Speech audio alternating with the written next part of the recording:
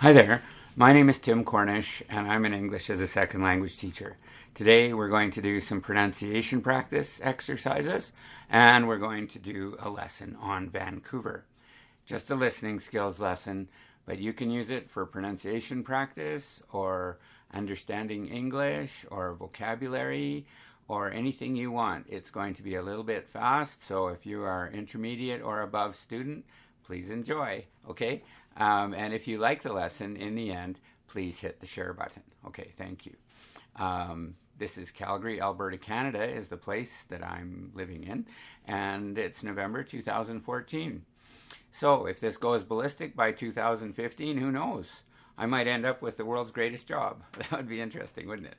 Okay, so please repeat after me. She sells sea shells down by the sea shore.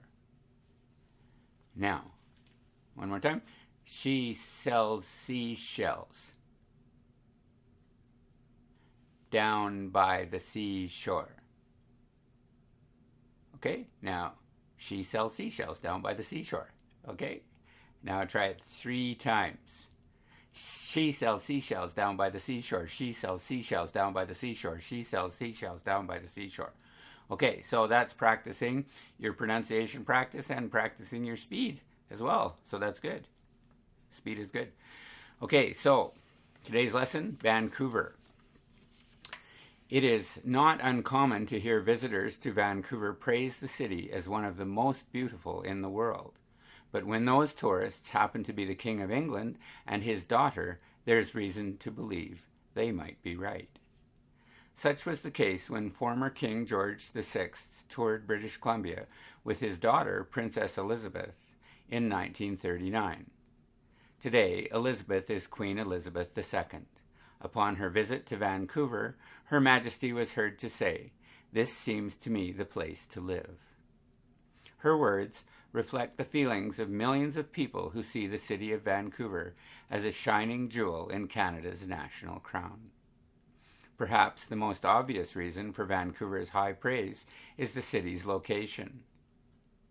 Built on the Burrard Inlet on British Columbia's west coast, Vancouver has one of the most scenic backdrops in all of Canada. On one side, there are the snow-crested peaks of the Rocky Mountains. On the other lies the vast waters of the Pacific Ocean. A visitor to Vancouver can wake to an early morning swim. A visitor to Vancouver can wake to an early swim in the ocean, spend the afternoon hiking through the city's extensive parklands, and wind up night skiing on one of the many surrounding slopes.